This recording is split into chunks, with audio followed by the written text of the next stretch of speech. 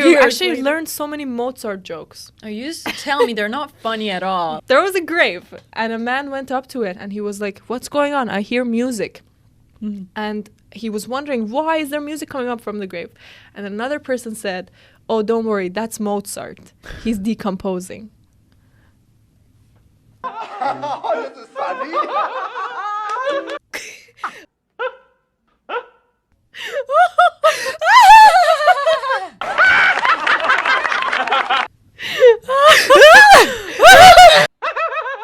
Get it? Because he's composing, decomposing. That's funny. Grazie, signore. Grazie, signore. Welcome to another episode of the Plot Pals podcast. In this episode, we're going to talk about Amadeus. Welcome to a murderous episode of the Plot Pals, full of betrayal and death and love and music, divine music. Amadeus, the greatest film of all time, possibly. Yes. Could you say that? A masterpiece.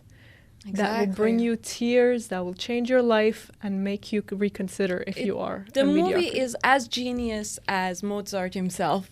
Seriously, That's the right. script, everything that went into it.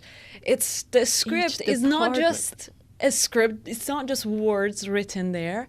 It's not a description of how the movie should be like. It's a music piece. That's right. It's perfect moment by moment. Like, remember the very first half a page? Right. It starts with a description of this dark room and then That's right. Mozart! Oh yes, That exactly. stays with you so long. Like, in the movie, in the script, when you see that, you're in good hands. That's right. Yeah. I mean, like, you kind of wonder. You're curious. Who is this man? Why is he calling Mozart? Like, you wouldn't just randomly call Mozart. He's so upset. He's apologizing to God. Mozart. It's amazing. I am your killer. I murdered you. So It's sad. very good. And it's so funny from the first beat. So there are servants and it's like, this man is going to kill himself, but they're talking about like... If you don't open this door, I'm going to eat every Everything. piece. Signore, we have something special for you. Something you're going to love. Well, the thing is, like, it comes back again. We realize that Salieri has a sweet tooth. Mm-hmm. So that's like, it comes back again and again. That's his gluttony. That's right, yeah. Big problem. You're right, though. Every single dramatic beat in this film has a funny moment. Right. I was watching, and I would like be crying, of course, as the dramatic things are going on, and then suddenly I'm like, ha ha ha, as Mozart is laughing, and it's all because of like shot selection, how they choose to. You know what was the funniest for me? Yeah. Was when Mozart's dad is with them at the this party, Yes. and the dad has Oh my god, that thing. one.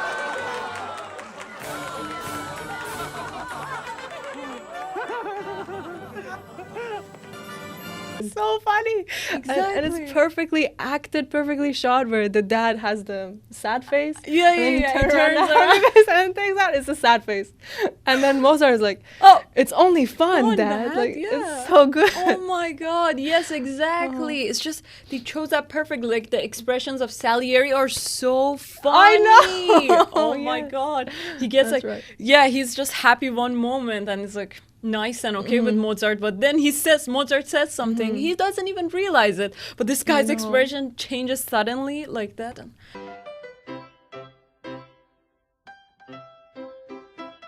The rest is just the same, isn't it? That's oh so my true. god. It's such His a... jealousy. the performance is out there. Like, you can exactly read his thoughts. Oh yeah. It's so great. Exactly. Although sometimes they say if you can tell an actor is acting, if you're like, wow, look at that performance, it's so good. Like, Yeah. Salieri is doing all these things, that's bad. Uh-huh. They say that. But in this case, I think it really worked because we are supposed to be Salieri. We're supposed to read his every thought.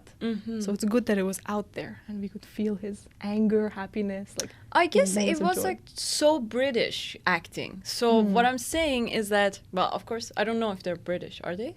They're not. I think Murray They're is not British, Yeah. but it is kind of a So the thing is, European film. yeah, the thing is, like, European films or British films would be like mostly theatrical, so they outperform themselves. They're going to like have exaggerated thoughts, expressions, like everything is going to be so exaggerated. So maybe that's why, and also because it takes place in Europe and it's all about opera and plays and all that. So You're right, exactly. maybe that's why they did it this way. Because performances these days, they say go more subtle. Go as subtle yeah. as you can. Almost we can't even tell what you're doing. Exactly. But in here, it's like Salieri, every hand gesture, every smile, every like lip quiver that he does is planned to make us feel a certain way. I And it see. works so well. Like old Salieri, his acting is crazy. And again, like if you're saying his acting, then that means you're noticing that he's performing. Right. But it's still so real. It is real. God. That's right. Like what? So raw, and when he expresses his memories, his thoughts, and all that, it's just so real, and you definitely like see that how honest he is, and nobody's going to like talk about these things. Like everybody experiences this kind of jealousy and this kind of thing, and they probably want to drag other people under, but they're not going to admit it. So it's good to see that. I know. But from one line he says in that, well, there's so many lines, but there's one line that always stays with me just because of the way he performs it. Right. He says, first time he hears Mozart's music, Yeah. and he's looking at the sheet music, I think, and he's Right. so astonished at how amazing it is. So he just says to the priest, it was beyond belief. It was extraordinary. And the way he said it and his acting, Yeah. like you believed it 100%. High above it, an oboe. A single note hanging there, unwavering. And oh my God, I wish I could work with this guy. That's right. And he won an Oscar for it, so it Oh makes my sense. god, and well deserved too. That's so good. Yeah. I mean, yes, exactly. So I was reading the script and I was like, oh my god, the script is amazing and all, but it all went on the actors. The tone of their voice determined everything, and the expression on their face was the thing that actually hooked us, not the script specifically. So for example, I was reading and I was like, oh my god, the way that this guy read this line or delivered this line was what made this scene. Like, he was so wonderful. The way he pronounced the words, the way I he know. emphasized them, the way he said it, or the expression on his face. And not only that, but also the priest. So he's sitting there and is not really like described. There's nothing, like no instruction for him in the script. Oh, interesting. There's nothing for him really there. Like, they don't say now priests are concerned. He leans forward like he's like, you know, Nothing like that. Nothing like that is in the script. So it's all like the actor's choice probably. That's so wonderful. Like, he did a wonderful job. Like, he That's right. was playing side by side this guy, like along with him, parallel to him, and reacting just like us audience to Exactly. his things. Yeah. Very was the audience. good. That's amazing. And that scene, you never would have thought that it would play out the whole movie. Right. Did you? Yeah. Because for me, when they went into this church room and it's like a mental institution, and the priest comes in, you think, okay, this is the first scene. We're gonna get introduced to Salieri. This person is gonna maybe say some things that won't matter, and then the priest will go away, and then we'll keep going with Salieri's story. But they put this attention on that scene. So if you remember, he comes in, and then we cut to a close-up of him moving a chair.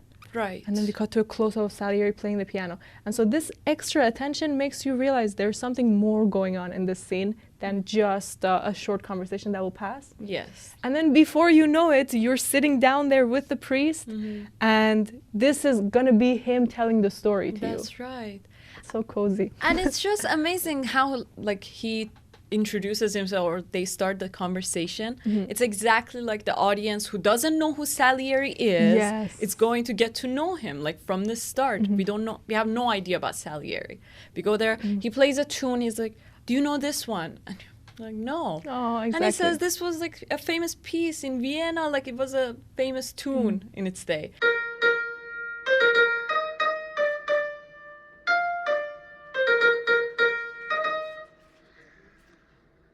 I can't say that I do. What is it? It was a very popular tune in its day. And then again, he plays something else, and then you're like, "No, I don't know." And that's the audience too. They don't know. That's right, exactly. And then he plays that Mozart piece so so sneakily. cool. Yeah. And everyone is singing, the priest and Da, da. us. Yeah, exactly. And you're oh, brilliant, wonderful. You wrote that? Exactly. Well, the priest is too, like, he doesn't know, of course, at that time they didn't have YouTube and all that to That's be right. able to listen to this at the comfort of their house. But they could listen to it live. That's right. Mozart was hanging out. That priest was not smart. Maybe.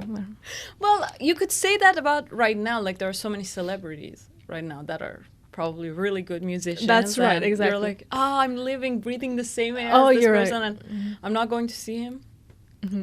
So That's so true. The way, another thing about that scene that's so special with the way they shot it is, as you say, so we don't know anything about Salieri. no. And we are getting introduced at the same time. So they shoot it so that the camera only looks at Salieri and from kind of far away, and then when we turn around, it only looks at the priest. So a lot of the times in movies, they do over the shoulder. 'Cause, you know, it's like two people are in the same shot, and it's like you are listening in as the third person. But here, because it was just, you see the front, one person, and then you turn around and you see the other person, it makes you feel like you're exactly in the middle of them. And you're turning around to listen to this guy, and you're turning around to listen to that guy. Wow. And so it made it so much like you're trying to follow along the story, and whose side do you take, who's right. And every time they would turn around, you would be on the side of the person who's talking. So for example, the priest would talk and would say, tell me your sins, you will feel so much better. And you're like, yes, do tell your sins, that's great. And then the priest says, all men are equal in God's eyes. And you turn around and he says, they? exactly. And now you're in his world. Now you're only in Salieri's world and like trying to understand where he's coming from. That's right. This is masterful filmmaking. Just by where they put the shot, they change everything. And the way it's edited, like the And amount it's so of simple seconds. too, like just Right. a subtle, simple I decision. know. And do you Oh, think like, God.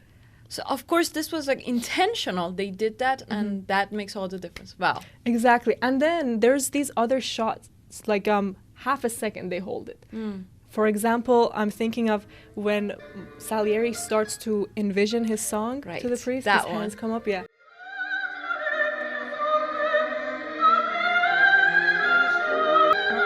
And then there's another shot of the priest and Salieri's hands.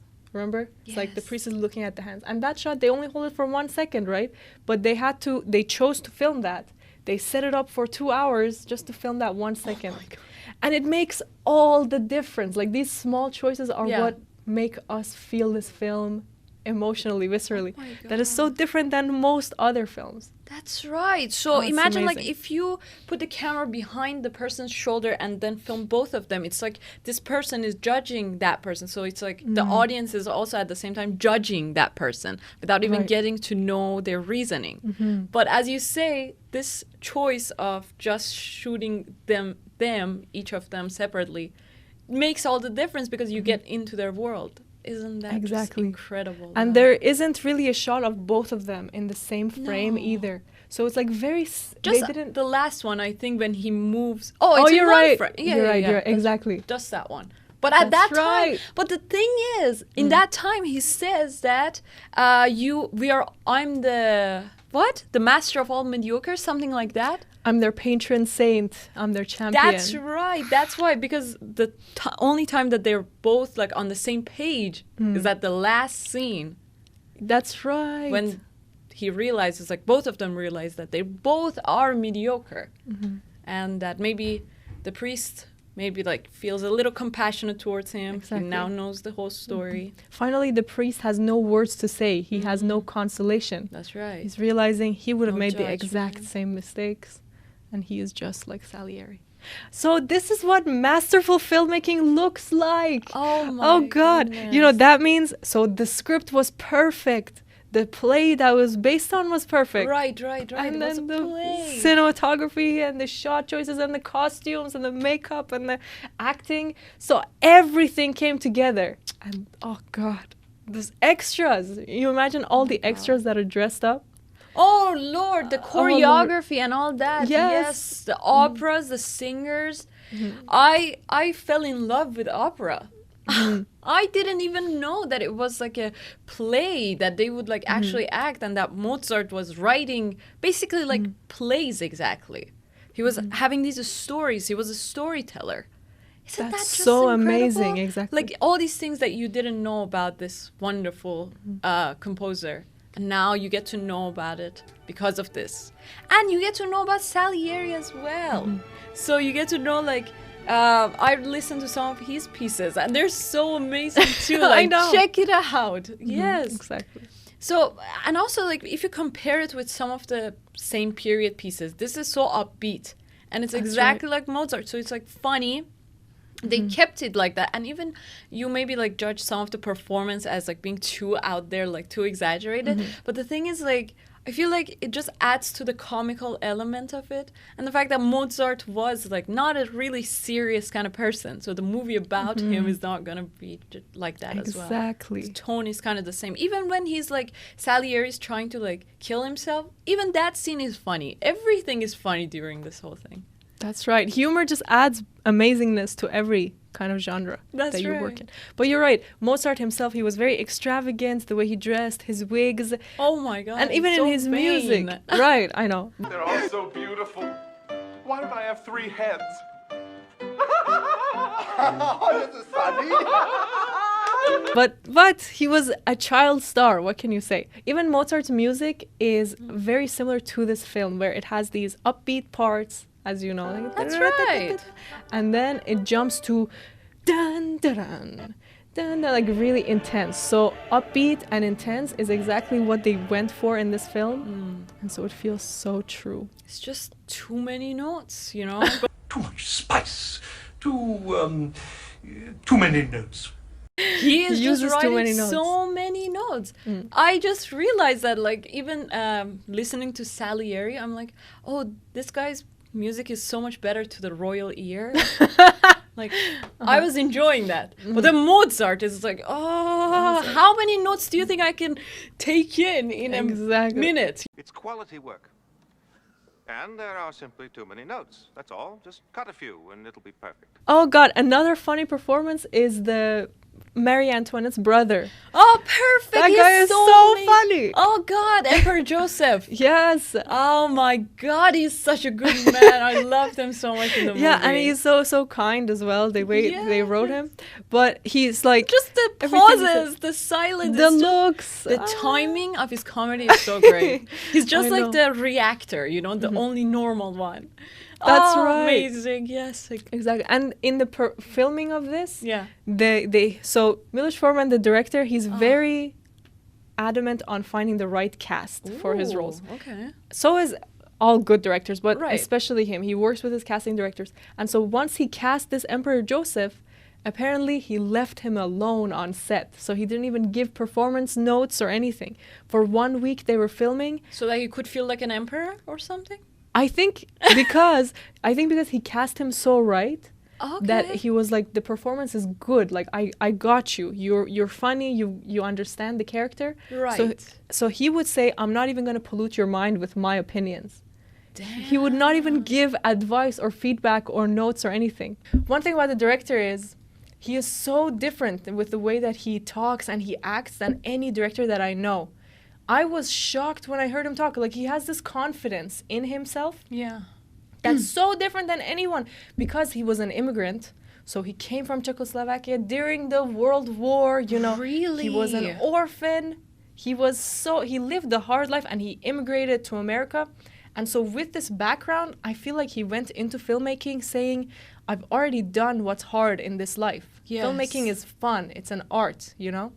That's how he thought about it. Whereas most people think about it as filmmaking is this insanely difficult thing. Just like Yes. writing, just like making music and all that. But if you hear him talk, he treats this work just like work, you know. He's like, I did this and then I did that and we figured that out, you know. And another amazing thing about him is that he is so director oriented. So he's not, he's not producing at all. Wow. You know, well, maybe he is called one of the producers, but he puts it out of his name. So most directors are also producing their films, Yes. if you remember. But this guy, he doesn't even let those things bother him. And that's how he amazing. could get such a big scale going. So, for example, they were shooting in Vienna and these different places. And not to mention how hard it was to get everyone there. Yeah. But then they had to figure out how to get snow everywhere. And so his producers had to, there was apparently no snow, real snow coming that year. So the producer had to make these hundreds of streets all snowy and like bring trucks. What? And then like they would have trucks of snow put down, and then they would build 2 different sets in case it snowed. So one set was in case it snows, then we won't put our snow. And then one set was it does have fake snow. So every day there would be 2 separate sets all ready to go. And so the producer is like pulling his hair out, figuring all these details. Yes. Right? And then Milos was like, well, you know, that was not even my problem. I didn't even want to think about that. I didn't want to hear about it. God. But he was such an amazing filmmaker that he could smart. bring together people who are even better than him at like producing, at ADing, at DPing, at production design. He managed to bring those people in, and then he just didn't even bother. Just like the casting, like he cast the right person and he didn't bother. He's so a master. good. We have to learn so much from this guy. We always try to do everything ourselves, and that kind of limits us. That's the thing, that we always are stuck into our limitation, our things. So if you just outsource it, it's going to be so much easier. This guy's a genius. Wow. The scale of Amadeus is truly insane. That's right. If you think about every single shot of these different places, you just think this can never be achieved again. No. But they did it with having this trust in this your team and knowing that they will do their job. Exactly. It's truly amazing. They got the perfect parts for each. There's no one who's awkward. Was there anyone who felt at least a little bit not as up to par to Not you? really. In your opinion? Yeah. Not harmonizing. No. No, actually. Exactly. No. There was just, for me, it was the maid. Do you remember the maid that goes into Mozart's house? Yes, that one. She was just too stressed out. I don't know. The thing is, like, it's kind of, I guess, is normal. You know why? It doesn't go with the movie. Yes, you're right. She was too stressed for the movie. But, you know, imagine, like, these girls, she was from the poor class, right? And these girls are not educated at all. They don't know anything. They're absolutely, like, living under the worst conditions. They have no resources. They have no money. And they're always looked down upon. So they have all these low self-esteem problems. And on the other hand, like, they're always fighting for survival. And they are totally ignorant. Like, this girl doesn't even know that she's doing harm to this family. That she's spying on them. Like, that clueless she is. Right. It's because people of that time, I feel like these rich and wealthy tried to keep most of the people, like the commoners, uneducated, ignorant. That's like a tool. If you keep people ignorant, you can control them by fear. So that's a really great analysis. Wow, you just sold me. I didn't even think about that character as a person. Right. I was just like, okay, you're a maid. But you're so right. She's in such a bad situation. If you like watch some of the documentaries of like commoners of maybe like Victorian era, well, that's a little bit recent, but again, you see like what a terrible life they had, these people. Yeah, I know. But yeah, the only one that was a little bit like too serious for it was her. Exactly. That's right. And you know the wife? Yeah. So Constanza, I'm going to tell you the craziest story about her. What? So Milos Forman, the director, casts every person, thousands of interviews. They rehearse it for weeks or months. Every day they rehearse. Right. And then they're one day out of the shoot. So for months they've been doing pre-production, and to the next day they're going to film, and the actress who's going to play Mozart's wife plays a soccer game and breaks her leg. Oh no! Breaks her leg so badly that the doctor says you can't film for 5 months. You have to stay home. So this is the day after, the day before filming. Oh my you imagine, God. like even for the podcast, if yesterday I was like, I broke my leg, it's canceled, we would be like, I'm ruined. This Oh is my now go God, back to I'm normal. taking you here. Like, Yeah, oh exactly. God, or I'm coming to your house. I Like, know. there is no stopping. Or give me the $100. I know, we had the Like, deal of 100. And so now you imagine months of rehearsal for this film. There's thousands of people working on it. Oh my God. And so they have to cancel the shoot, like they can't go forward. And so Right. Milos has to make the decision, I'm going to let you go, woman, and I'm going to find another girl. Right. and we're gonna film tomorrow. So the new girl that they found had to go in with no rehearsal, not even having to memorize the script. Like, she just received it. They casted her in that weekend. No! They found her in that weekend, brought her in. That's crazy! Oh my god! Meanwhile, all the other actors have months of rehearsal and years even. And she is like so perfect too for the I role. Like, know. she's so wonderful. And who was the other actress? that was, Oh, like, I forget cast? her name. That's so Is sad. she famous too? I think so, yeah. Oh, Wow. And so they bring her, Oh this my other girl God. in, and she has like, she doesn't know the script even. And she starts reading and she gets the role. And 1 week later, so they pushed the shoot for 1 week, but 1 week later they start filming with Oh this my new God. actor. She is wonderful. Like, she sold me She's the part so Constanza. well. Yeah, exactly. Like, I did a little bit of like Google search and stuff about Mozart's wife, and all I can think about is her. Like, her picture in my mind is the one that I think of. Right. And the thing is, like, did you know that Mozart's wife actually like married a historian after Mozart died? And this historian was like a musical historian, so he would like write biographies about maybe like historical figures that were like in music. So he was probably researching about Mozart, Oh, and that's how he. so sad. That's really like fucked up. Oh no. Oh my. At least he was already passed on at that point. They weren't like cheating. I No, guess. that's right. But like, That's really unfortunate. Mozart had how many children? 6 children. 4 Wow. of them, I think, died. He had, I think, 2. But then in the movie, yeah, here we didn't see that. Just one kid that we saw.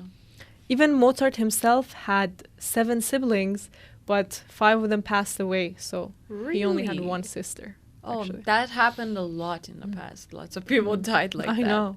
So the thing is, like, Mozart. Now let's talk about him. Oh my God. Mozart the person or Mozart the actor? Ah! The character. Are they even like separable? I can't Right. even think about it. Like, Mozart, you might think that, oh, he's too vulgar in the movie and stuff, but apparently he was actually that.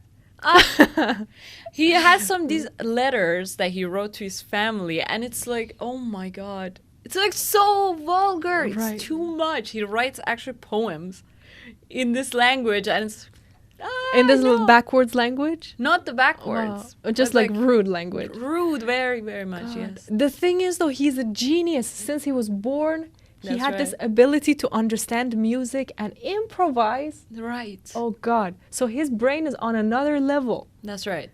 How he has to let it out somehow, you know? Exactly. That's the thing. Coping mechanism. So I think his coping mechanism is probably humor. And he wants to rebel somehow because he's always been like from his childhood, he's been like so strict, and like his parents have been so strict on him. He's been abused, and he had to perform in front of everyone, and he had to listen to that. Now I think it's his way of saying, I'm my own person. I can control my life. That's I can do right. whatever I want. And the thing is, he's also very spoiled, right? Imagine like you're a child performer and you get this much recognition and everybody praises you all the time. Your ego is bound to get really huge. Like, at that point, he's just not caring about anybody's feelings, everybody's thoughts. He doesn't know how to socialize. He doesn't know, because he always gets his way. That's no matter right. what he does, no matter the amount of laugh. Like, did you see his laugh, the way he laughed and all that?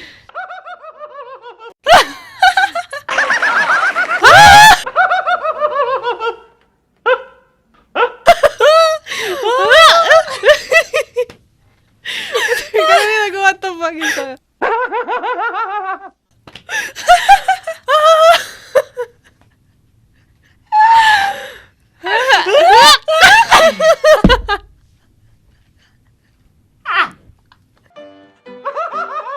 Oh, this is funny.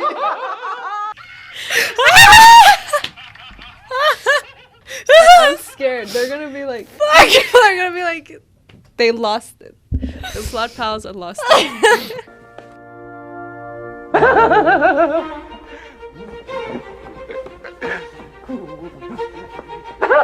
Oh, it hurts. Oh my god, my stomach actually hurts after this. This is amazing. I think I we feel have like to I do did this. exercise, yeah. Let's do I it know. before every podcast. Oh my god, guys, try this one. This is so great. Oh god, you know, it feel made so me think- relieved. This morning in the car as I was driving, Yeah. I was doing this evil laugh. I was like, like the whole time, and I was like, okay, Maral, you got crazy. But now I realize, oh, it's probably because of this.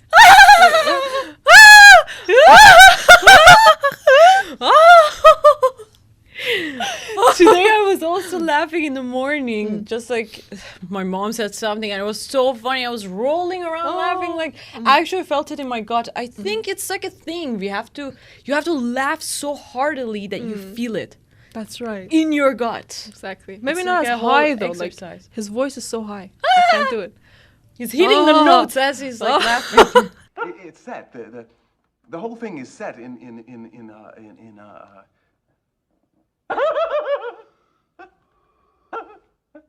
High pitched. Oh my I don't even god! know. And in the court too, everybody's just I know, looking at you're him. right. So funny. That's so true. He has no social skills because he doesn't need social He doesn't skills. need that. Tell me, like, wouldn't you use that to your advantage if you could get away with it? Why do we put these masks, social masks on every day? Try to be nice to everybody. Exactly. Because we have to, like, get something. We need that. We need something in return. If we didn't need these things, if we would have We gotten would the act so differently. appraisal of others without doing anything in return, we would have definitely been like that too. Yes. So exactly right. Although you do say he was spoiled and he lived a hard life. I mean, he had to travel all the time. Yes. It was always on the road in this cold weather. It's not like they had cars. Like they were literally in this Exactly. carriage that's shaking, going from city to city. Yeah, and he got sick so many times during these travels. For months on end, he was just sick, like a child. And they weren't even well fed. Like even though they were performing so much, they didn't have that much money. So he was working full time as a child. Right. Imagine he had no friends, he had no childhood. It was all, let's go from city to city and perform for these people. And then he was, of course, spoiled because people are giving him praise, but he didn't get to live any kind of normal childhood. That's the thing you about could child think about. performers. Like there are so many of them to this day, so many like celebrities like that, and they talk about like their childhood and what happened, and you see it like the drug abuse that they got into, all this like social like their childhood abuse was so intense, and like you have to imagine children are so fragile. Anything could be like a trauma to them, right? Anything stays with them. So imagine like always pressuring them into performing, always like they have this idea that if they like don't perform as well, they're not Exactly. gonna get the love they deserve. So it's like at times when they're failing, they have this idea that they're not enough. They don't deserve to be loved. And it's like so hard for them to distinguish between their this like performing persona and their actual self. So it's so hard for these people to grow up to be normal adults, normal functioning adults. It's very hard for that to happen. You see That's it so like right. even like this kid, what was he called? Like the Home Alone kid? Oh yes, Macaulay Culkin. That's right. He grew up really like he had a really bad childhood. Like after that, like his parents actually like took all his money and they made him do all these performances. But then he grew up and his teenagers were really awful. He had this like whole drug abuse and all that for years and years until now that he's like God, I He has a can't family imagine now. that pressure. If somebody's telling you you have a gift Yes. and you have to perform, this is your duty to the world and to yourself to go out there every day and work. yeah. Meanwhile, you're just a kid. And Yes. you want to open your notebook, start drawing, make fart jokes, whatever you want to do. And there's pressures put on you that if you don't perform, you are not enough, Yeah. that you're not fulfilling your destiny. And that's intense. I know. How they're could you be working- happy? Exactly. They're working like adult hours every day. Like, how is that even? Yeah, poor Mozart, all he wanted, even as an adult, because he never got it as a child, Yeah. was to go out with friends and have a good night, you know? Yeah, exactly. But he's always forced to sit down and write these pieces, which I'm grateful for that we have the pieces, but like Right. maybe if he got to enjoy his life a little bit more, he wouldn't be so trying to get drunk every night to feel better and That's like right. it'll release the tension, and then he wouldn't have kidney disease. People who have issues with their body, a lot of the time these issues are from the mind as well. Yes. So as you stress yourself, you actually hurt your organs. Right. So and also he was drinking a lot. So I really do think that the pressure of his father being estranged from him, where they had no connection at the end. Yes. So he was like, that guy is not even my father. He abused me. And the father was like, you just disappointed me. You ruined everything. Yeah. This is how they were thinking. So he has this bad relationship with his father. His father doesn't even approve of the wife. He's constantly under this pressure. Plus, all of Viennese culture is looking at him, either judging or in admiration, but he's always under this supervision. Meanwhile, he has no money. Like all these compositions, people aren't even giving him money for that. He doesn't have as many pupils as he should. That's right. So he has these financial pressures and then this estrangement from his father. And so slowly his sickness gets worse and worse throughout his years. And this happened actually with so many musicians at that time. Even Chopin, you know, he died so young. And from of sickness, so apparently he was really sick. From his whole life, exactly. He was God a sickly damn it. kid. There's actually this movie of him that we have to watch as well, of him and his lover. It's so good. It's so good. Yes. What is it called? I'm not sure exactly the name of it. It's a piece of his music. I forget. Oh, Impromptu. Impromptu. It's definitely Perfect. Impromptu. Yeah, definitely. exciting. That one, and it's about like George Sand, who is this like writer, and she adopted this man pen name, you know, as George Sand. And she's like really actually strong and all that. And imagine like them getting together. It's like such a struggle. Yeah, we gotta talk about that. Sickly, yeah, she's like that. That movie. It's gotta be worth. So he's feeling all these pressures and he's slowly getting sick. And at that point, he was also accusing other people of hurting him. So I think you can imagine, like, this is very reasonable thing. That's right. If everyone is always plotting to like take his powers away, take his music away out of the court and out of the ballet rooms. So he started to think people are trying to sabotage me. Yes. And before he died, he did say, I'm being poisoned. I'm being gradually poisoned. So he truly believed this. He believed somebody was poisoning him. And he did say, I believe Salieri poisoned me. He did say that? The actual Yeah, Mozart? I think so. What I are think you so. saying? I think. Really? No. Accusations of poisoning. Well, you know, poisoning is, as you say, like, it's not only just the physical, like, poison, the chemical thing that you give to another person. You can poison people by your toxicity, by the way that you, like, by your mind, by the energy that you give them, by the plotting and all that. Just by these negative things, you can gradually poison everyone. And not only that, people poison themselves too. Exactly. You can poison yourself, as you say, like if you cut yourself from the source and you actually like get into like these ideas of getting your energy from people or their praise or money. And once you don't get that, you're going to like get sick. Your mind is going to get affected. Your body is going to get affected. Gradually, you will die. That's the thing. That's the point. So he was getting poisoned, probably more by himself than anybody else, really. Exactly. The thing is, like, one thing that Salieri said was that I think that Mozart was my lesson. Like, God sent him for this man to teach me something. Do you think that? And he asked the priest that, do you think this man was sent to teach me something from God? To teach me, I don't know, humility or like something like that. And then, what does the priest say? He doesn't actually answer. I see. Yeah.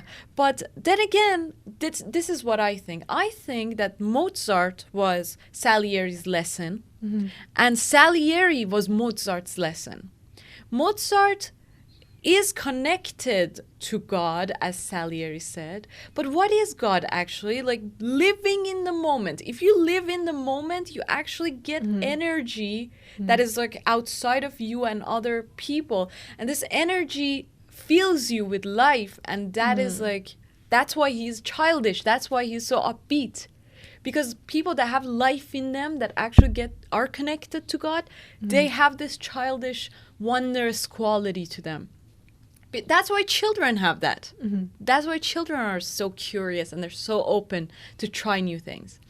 So it's like this man was like that. He was connected to God, but the moment Mozart put money or like status or some, especially money, Right. or music as the source to get his energy from, that was his downfall. Like that was when his downfall started. As soon as money was his source of energy, was the thing that actually operated him, that's when it all started, you know? That's right. But he needs money to survive. What That's is he true. supposed to do? That's true. But like, imagine like Mozart has this, like, he has to be humiliated, right? Not in the sense that other people have to do that. He has to be more like down to earth. That's like his lesson. Right. He's like, he has so much ego at this point. And one lesson that he has to learn is to get rid of that.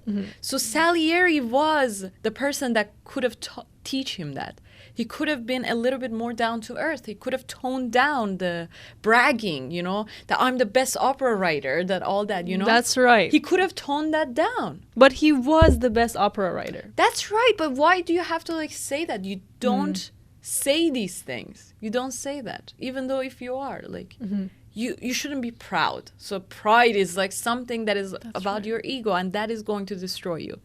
So both of these people, both of them had the ego, and they had to get rid of it, and they were put into each other's lives to get rid of that, but instead they kind of like got entangled and their ego destroyed each other. Oh, it's so sad. Such a tragic tale, that's true. And the fact that, as you say, they were each other's lessons. They weren't rivals. They were actually put in each other's way for a good cause. That's right. But their whole life, well, at least in the movie, not in real life, but their whole life they're clashing and scheming and speaking behind each other's backs and filled with rage. Salieri is constantly, his mind is occupied with Mozart. Right. Mozart did this, he said that, I can't believe it. Meanwhile, Salieri's most amazing moment was when he was sitting with Mozart and they composed together. It's true. Salieri was just taken to another dimension. So you kind of realize these people who you think you are your enemies in life, they're actually characters in your life. I mean, they're people that you're connected to. Out of the 8 billion, it's these few people that are in your life. And you're like scheming, getting angry, and like thinking about this and that. But they are your lessons. That's right. You gotta be connected. That's such a great way to put it. You know, these people out of, as you say, like these 8 billion people are your reflection. They are put into your life for a reason, you know. They are you. They are one part of you that you have to get rid of. So what do? Like, you have to accept that lesson. You have to accept that, yes, you are feeling jealous, and for a good reason, but you have to get rid of that, you know. You have to be calm and be at peace with yourself. Exactly. Oh my God, it's such a moral kind of story. It's just so, it has so much dimensions to it that I can't even begin. I you know. We could do like 100 episodes just on Amadeus and it would still not be enough. Yes. So you imagine, okay, the writers, the play is already amazing. It's on the performance stage, you know, it's playing. And Milos Forman, the director, goes to watch. Yes. And he sees this and the first act goes through and first he was not so excited because he thought, oh, this is another biography of a musician. I could care less. But as it went on, he realized this isn't exciting. So he went to the author and he said, if your second act is as good as your first act, I'm going to make a movie about this. Oh my God. So that's how they connected. And so the second act, of course, was good and they met up. And then guess what happened? For 4 months straight, 5 days a week, they would sit in a room together, the writer and Peter Schaffer and Milos Forman. For 4 months straight, they would write. How long? Every day? Like, do you know? I think 8 hours a day, like full days. Okay, hell, so oh they my would sit down God. and they would write, even though they had a full script, right? They had the play. But to change it to the film now, they would discuss and fight. And apparently they didn't agree with each other that much. Damn. Milos said, I didn't like how he cooked and he didn't like how I cooked. So they would just always be like, oh, this doesn't work, that doesn't work. But for 4 months, they did that every day. And 3 hours or so a day, they would just listen to Mozart's music. What? Oh my god! So they would and that shows like they Yes. consumed so much that God. they just puke this like Mozart pieces I know. left and right, you know? That's right. So they would like let the music actually inspire their writing. Oh wow. Right? That's why it's so integrated. It's like when a song comes in, it's Yeah. not just a background song, it is the story. When a song comes in, you feel that. So I guess that's how they did it, was they would just listen for hours, and as the song is playing, trying to envision like the visual elements. Amazing. It worked so great. My god. Oh my The god. effort. I mean, these classical music, if you listen to them, they tell a story. Yes. Already, like, they have that. They have their high and ends, and they exactly look like a, what is it called? Like a story piece. Exactly like that. Like a short story that you can see the rise and fall. That's the thing with classical music, and really any music in general. Right. Is that most people look at it and say, what is this? Like a bunch of notes. Yeah. But really, it's exactly your thoughts. I mean, you can read somebody's thoughts, whoever wrote it, Yes. in how it goes up and it goes down and it gets faster and quieter and louder, all expressing somebody's feelings. Like, for example, Mozart's the quick things. They express his feeling of, I'm so happy I can jump, and exactly Yeah. how he moves is in the song. And for example, his Mass Requiem, this is the piece he wrote right before he died, and it's about Mass of the Dead. If you hear it, there's these violins at the back that sound exactly like a person wailing. Oh So my God. it's like, like exactly, it sounds like somebody crying in the background. And you hear that piece of music and you're moved so much. It speaks so much clearer than language, because Oh, yes. anyone with any language can hear it and exactly understand those thoughts. Oh, It's wow. fascinating. You are right. It's a language. Exactly. And, you know, for example, I was trying to write with classical music and it affects so much. So, for example, the times that it was like, da-da-da-da-da-da-da-da. I was writing in like short sentences and it was really fast and it was rushed. Everybody's going everywhere, like everything is chaos. And then immediately, like, right about the exact same time that you're tired, like your hand is tired, you're tired, and the characters are tired, that's when it quiets down. It's like the perfect timing too. Then you get to breathe a little bit, and then again it starts. So, and not even that, you can listen to different types of classical music for different kinds of writing or moods of writing. So, for example, I was listening to this revolutionizing kind of like classical music of, I don't know, something like Napoleon. There are playlists on YouTube too of that. So I was listening to that, and it was exactly like the revolutionary scene that I was imagining, and I was writing. So good. Like, I was also thinking of how can I write it in sentences. So, for example, one pattern that I realized was that short, and long sentences, or short, and medium sentences are really good for upbeat scenes or scenes that action is happening in. So da da da, Like, da da da. oh, that's so cool. Oh, that one too. That's for revolution. So da da da da. So three short sentences and one long sentence. That's so cool. Like, for example, I ran, I cried, and then I felt a little better. That's so cool. It has melody. Da, da, da, da. Yeah, three short and one long. Yeah, it's a little too long, but yeah. That's so like, cool. And most of revolutionary musics are like that. So like really like, you know, dramatic kind of music. They have this kind of structure.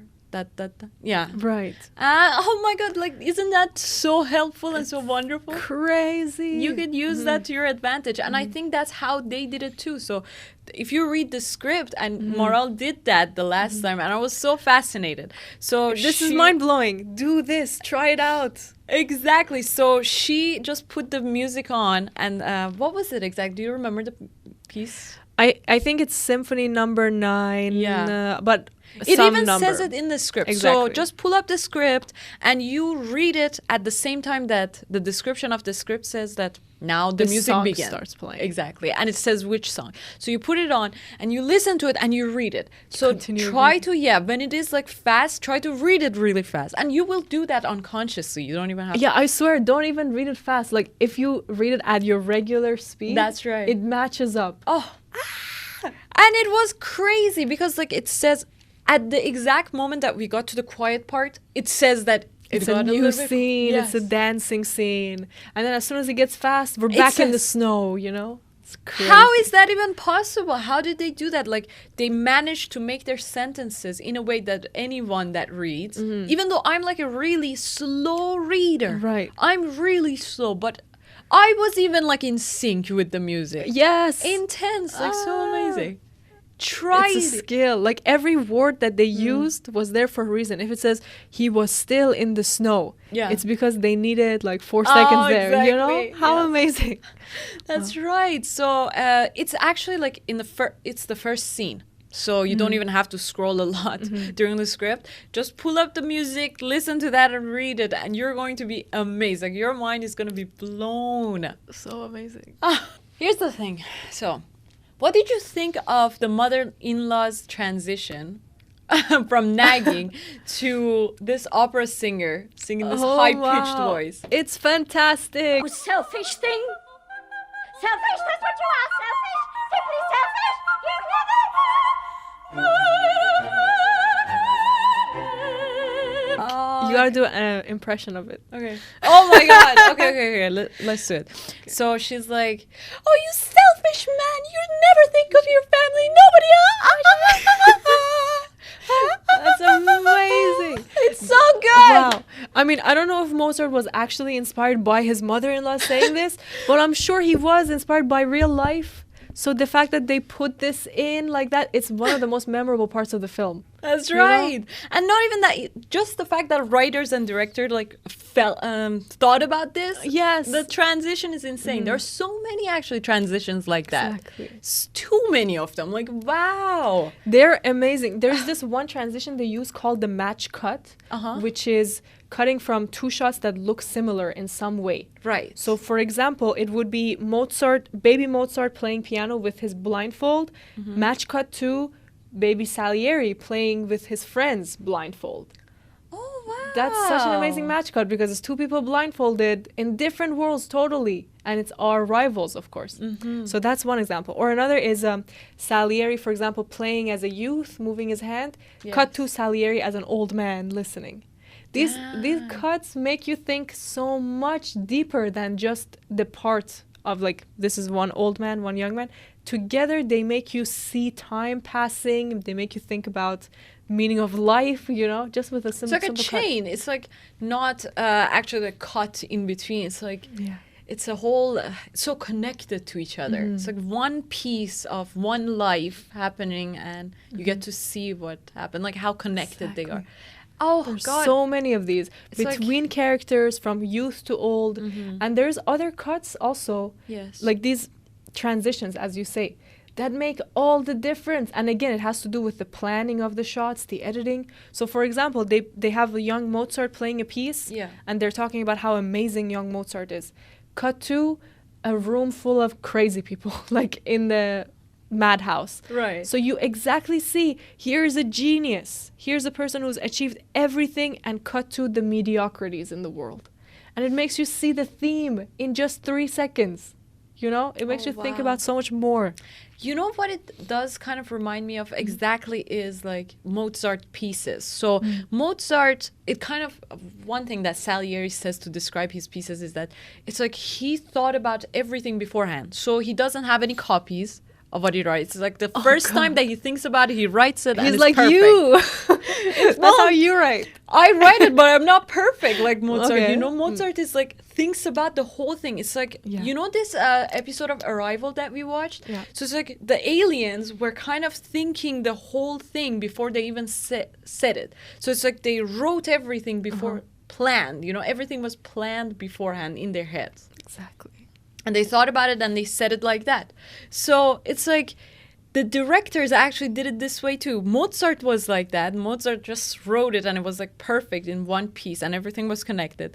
And these directors also, like, it's like they thought about the whole thing, you know, and they made it so perfect. Like, it's just one time they thought about it and wrote it. I You know. it's all right, but Yeah. like It's like a perfect piece. Everything goes together. Everything is thought about from start to finish, and they go together, and nothing is for the waste. Everything. Exactly. Even these long sequences they have of just the opera, Right. you would think, okay, why are we watching the opera? It doesn't add anything. But those are even there for you to have time to think about the rest of the movie. So as you watch this opera with like all the actors dancing around, you're thinking about Mozart. How was his life when he was at that time? Imagine this is exactly how it looked for him. He was directing this opera. People were clothed like that. And you have time to think about Salieri. So it's like 5 minutes you have of just this opera playing, but there's a reason it's there. You know? So amazing. Oh my god. Because those opera pieces are the parts for me that feel the most out of the whole film. Really? Because I thought, for me, it was like, there's too much. Too much focus on. screen time. Yeah, Yeah, yeah. that's right. But again, it's very, there's a reason everything is there. That's right, exactly. So even I think the pieces that they picked for that are so intentional, like all of them. And maybe we have to like get to know more of his operas, like watch more of them. Like there's so many Royal Theatre, like they put out so many operas, and we could watch those things and realize like, what do they actually say? Because, like this is so insane. I didn't even know that operas were actually like saying something. I didn't know it was a language before. Right. Not before that. I knew that, but like when I was a teenager. So it's like I thought it was just vocals. Exactly. That's what it seems like. They're just like, oh. But they're actually saying things. How insane is that? And then That's it's right. like I think we have to see like the translations and see like how it goes even with that, or their choreography. How does it go with this stage of Mozart and Salieri's life? Like, how does So it true. relate to that? I think we have to do something like this as well. And even Mozart said this in the movie. Yeah. What he said, there's in an opera you can have 20 people speaking at once, while in a play only 2 people, and it already gets muddled. So it's like this opera is an even higher level of storytelling than just prose. Exactly. So we really have to. And he says that research it's more. only harmonizing. Oh, Yeah, wow. And also to think how revolutionary were his plays actually. Everyone else is writing these pieces about nobility and kings and Greek gods and Greek gods. And he's writing about the everyman and his wife and the gardener. and not yes, exactly, like the commoners. He writes Yeah. about that. So he was ahead of his time. Like he changed everything really. He's one of the people who are changing art to be consumed by middle class. masses. Yeah, instead of just the nobility. And not even that, like it's much more enjoyable. So as he says, like when he's trying to convince the emperor about that, it's like, which one of you wouldn't rather listen to your hairdresser than like I don't know, Hercules or something like that?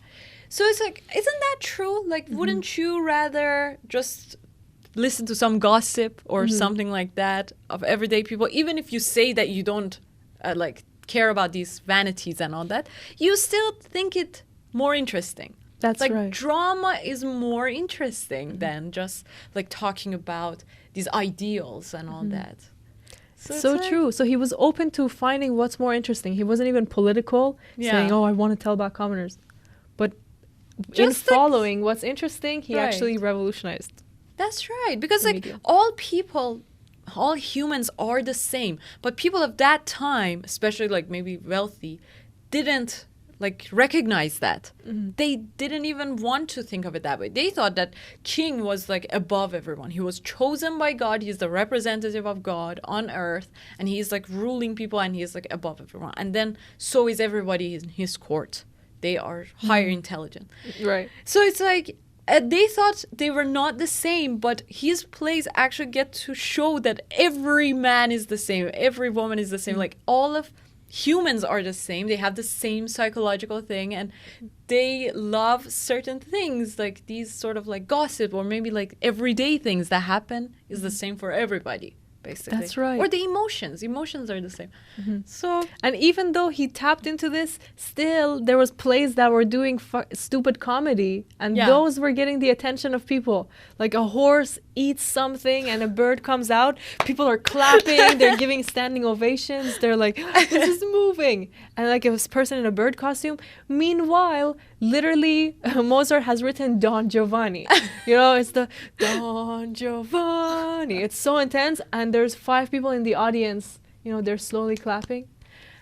Wow, Oh how my moving, God. and like so true to life too. It's like Yes. most masses will go towards anything that's simpler, easier to understand. Salieri's music. It's just something that stays conventional. And he was punished for his genius at that time even. You know, the thing is like about power. So in like Robert Greene's book, we talked about him again in the last video, but this man is just, he has too many resources. You know? You go back to it. He talks about like in his 48 laws of power, one of the laws is that first of all, you should not, what is it called? Like try to make yourself Outshine the master. You should not outshine the master. Love that Look rule. at that. Never Look at outshine that. the master. You know it better than me. Wow. Look at this. It's a good book. I love that It's a book. wonderful book. Like it's, you have to use that. So maybe you are a very like sincere person. Maybe you don't think of it that way. Maybe you think that if you try to show your skills, your talents, people will praise you and people will love you so much. But here's the thing. You cannot outshine the people that are above you. No matter how like you're talented than them or how much more skill you have than them, it doesn't matter. You should not outshine the people that have power over you. You can outshine the people that are of course like below you in like talent wise, but then That's crazy. It's- I would have thought at least the rule means give them credit. So, you know, do your outshining, do whatever you have to do, but make sure you don't say at least that you're That's great right. or always praise them. But now you're saying don't even outshine them, or else this is the kind of life that you will get. Like Mozart just always shunned. exactly. I think that maybe yes, in the book he was also talking about that, maybe give them the credit as well. But yeah, most of the time don't outshine them. Or maybe you do something but make it seem like that's their idea. Make Right. it seem like that they're the ones that do that. Because here's the thing, here's the reality. No matter how ideal we think the world is and how people are so progressive, the thing is that people have stayed the same from that time, you know, the 18th century when Mozart was like so like, I don't know, Prejudice trapped and against- prejudice against by this like Salieri and all that. Times have not changed. Even right now, maybe you work in a corporation or you work in even a small group of people, there's going to be someone that is more dominant and has more power. Right. And then definitely, even if in a group of 5, there are going to be 2-3 people that suck off to this person or like try to like, I don't know, get energy or like the power from him or something like that. And there may be a few talented people. You should not be the one. Don't make me the mistake to do that. Yeah. That's so true. And like, don't will even never end well. criticize your masters. Like this guy goes against all these rules, and no wonder he's doomed to this life. No. Yeah, exactly. I used to work in the lighting department of movies. Yeah. So we're like setting up lights, and even I wasn't in the higher up area that like you decide where to put the light. I was more just like, do it. Yeah. And so even in that small role, I would realize how important it is to not outshine your master. Like for me, my master would be the key grip. Let's say if I was a grip. Yes. So if I, didn't listen to what they said at some point or decided to do my own thing or was like showing not as much respect, everything would go wrong. Like they would feel uncomfortable. They would then demote me to go outside in the cold, Right. So it just shows, even if you feel like, we are both, let's say these 20-year-olds. Yes. We both have the same amount of skills, but because you are my master in this case, like I have to listen to you or else things will just go wrong. That's right. Like you just gotta know this. Yeah, I mean, like people have egos. People are jealous. People are envious. You can't just think this ideal unicorn utopia thing all the time. That's the reality of people. It shouldn't be like that, but what can you do about it? Like the only thing is that you can change yourself. You can protect yourself. You can try to stay sincere, but at the same time realize that life and people are just a stage. You have to perform in front of them. If you know intentionally what kind of mask you're putting on and what kind of performance you're giving, that's like you will still keep your soul, yourself intact, I feel like. You will keep it still like the same, and at the same time you will protect yourself. That's right. So this Mozart, he was a genius. He had all, God was in him, speaking through him. Yeah. But it was Salieri who was told, your play is the greatest in all of Vienna, like your opera. Because Salieri had these laws of power behind him. He knew how to talk to anyone. He knew when to be kind and when to just take a step back. So you imagine, Mozart was amazing. He wrote the greatest music of all time. We are still listening to it. But his own life maybe could have been a little bit less full of just walls that he has to break through. Yeah. If he had managed to put away his ego and like learn to be more learn to have humility. Yes. Maybe his plays wouldn't have been cut out after 9 days. Exactly. And his life would have been so much calmer. That's right. I mean, like, imagine Salieri's there and Mozart does what? Like, tries to outshine him the minute that he sees him, like they meet. Yeah, I know. Trying to fix his piece. Now, at that moment, realize that Mozart didn't have any bad intentions. Most people that are geniuses, actually, and have no social skills, they can't understand what they're doing, They think it's for good reason. They just love the music, That's right. They just love that. They don't care about the other person's feelings and all that. Exactly. Like, to him, Mozart is saying, your piece was, not great, but with my additions, it got better. He's not meaning to hurt Salieri. He's just saying, like, we are both musicians. Yeah. And we created this piece together. Like, I added something to your piece, and now it's great. Yeah, exactly. To him, it's about the music. To him, it's about music. That's right. But to Salieri, it's about the glory. It's about being identified. So Salieri is like, immediately, he is so envious. And Truly, he's for so good jealous. reason. I would be just as envious, And he's like so sad at the same time. Like, I wrote this for you, and you're my model, role model, and now look at you coming here and trying to do that. Right. So, like, it was just inevitable.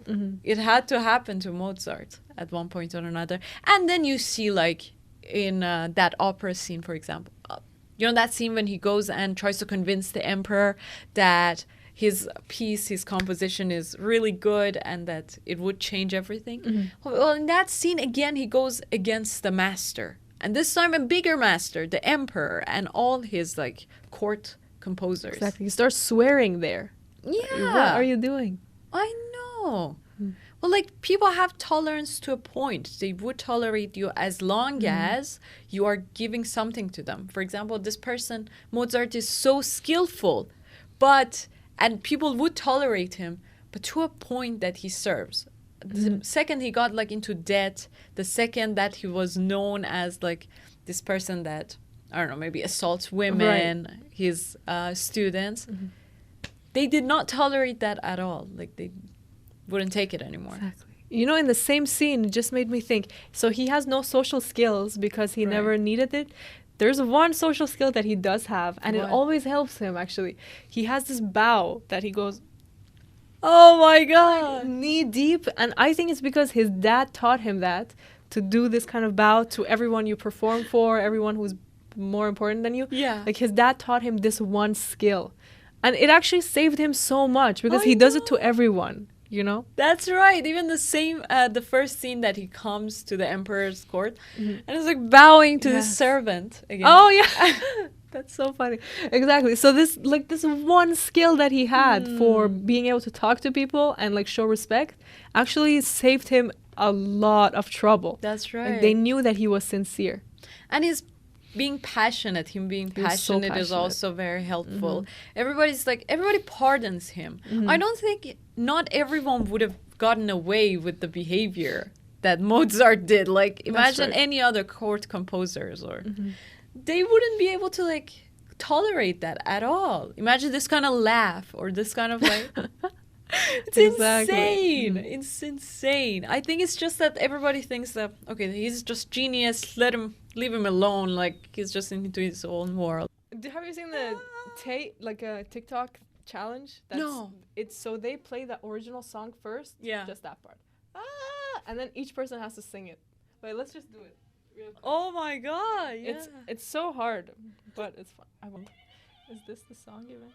Oh, this one. I listened to her. She's so good. Oh, it is this. Okay, I'm gonna play it. Wait, let me give you the first part. There's no way I'm gonna remember all these. Okay. That's really good. That's really good. I'm gonna sound like a chicken.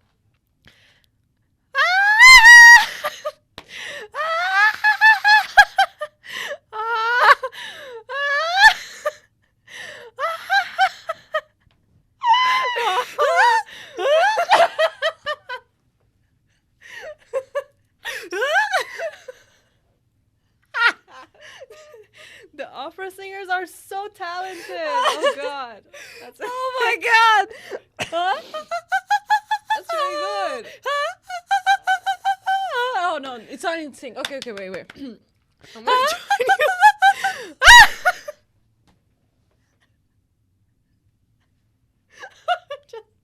I'm just screaming. Are you harmonizing?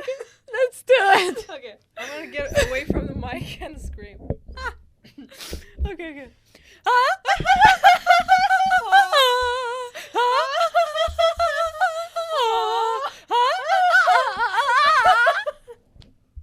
I can just laugh and it could be. Insane. Oh my god. Wow. It's amazing. You know, when I do it from here, actually it helps. This time I felt it in my gut. I feel it right here. Yeah, it's like back. It has to be Okay, back, I feel it think. right at the front. Yeah. Yeah, problem. let's try it.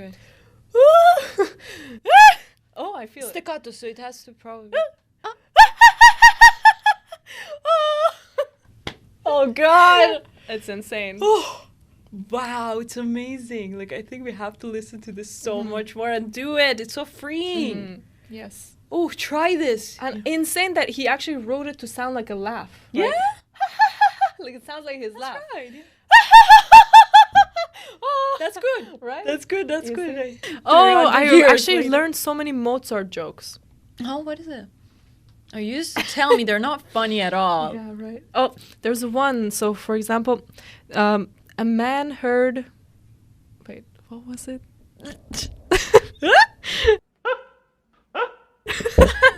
That's one laugh for your joke. I think I'm making it up, actually. This is not it. But it was something along the lines of there was a grave, mass grave, where Mozart was, and a man went up to look. Wait, I ruined the joke already. You're not supposed to say it's Mozart. But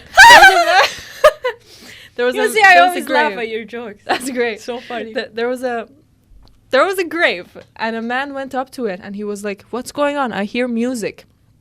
And he was wondering, why is there music coming up from the grave?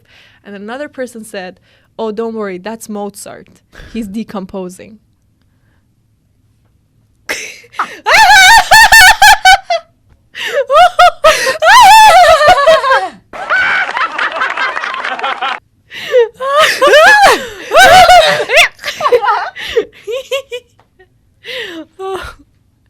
Get it? Because he's composing, decomposing. That's funny. I think I would laugh like that from now on. It's actually, they say it's good to have a loud laugh. Like, don't hide your laugh, you know? Yeah, I think it's just, this girl things that my mom taught me. Like, my mom was always like, do this. Put your hand in front of your mouth and be Really? like, So she was actually teaching you the Mozart laugh still. Just oh, quieter. bro, I'm kidding. She was not doing that. That came out of nowhere. Yeah. Just like a lady. I see. I was gonna say that's more of a Western thing. I'm sure your mom didn't tell you that. That's right. Yeah, exactly. missed I the learned joke. it from the lady. What was it called? Some lady. Some woman. Like a lady governess Oh. that I had growing up, Okay. I learned from her. She was so strict. Did you know that? It's good to have a strict lady working for you. Oh, it's very hard, my dear. It's very hard indeed. She teaches you reading and literature. Oh, yes, I was very accomplished when I was a young lady, I was proficient in pianoforte. And how about now? You still professional? I'm such a prestigious listener. I can understand Mozart from a mile away, you know. Oh my god, I can't believe I'm talking to you. You sound so amazing. I was in one of the Mozart operas in Vienna when I was there. You were?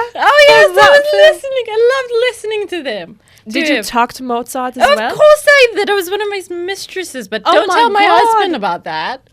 That's insane. Who are you? This woman.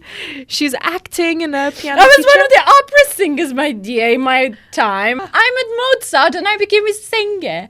And we had some very spicy times. Do you not recognize me in one of his operas? It's truly uncanny. Mozart died 200 years ago.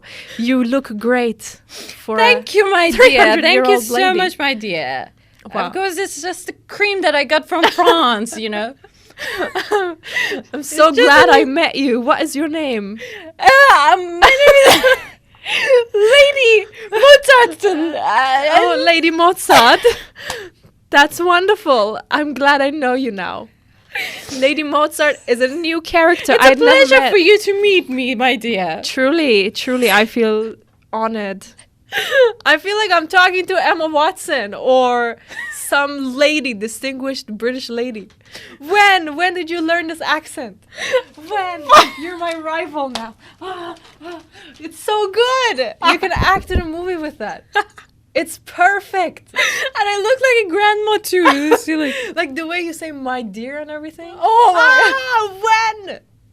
That's so good. Just listening, consuming so much British stuff, I guess. Oh my like God. it's insane. I am shocked. I'm floored. My mouth is open. It's so good. Oh God! So Thank you good. so much. Wow. No, I'm sure a British person is gonna watch this and be like, what is this she's talking about? Maybe a British person, but to me, I was like, literally, I felt like I was looking at another person. Like you embodied this woman, Lady Mozart. Where did you come from? I don't even know. Like Suddenly. Oh my God, this was such a fantastic episode. Thank you so much for introducing this movie and recommending it. Thank you for watching this film multiple times, reading the script, Oh, it's such a good watching one. operas. Check it out. This movie is worth it. It's just once in a lifetime kind I of movie. know. Let's petition to get Amadeus back into the theaters. Oh, that would yes. be great. Actually, I was thinking about that. Like, imagine seeing that in theater. Because when I was watching, I would pause it at times, or that the music wasn't loud enough. I was thinking that I wasn't getting that opera effect. But imagine watching it in theaters.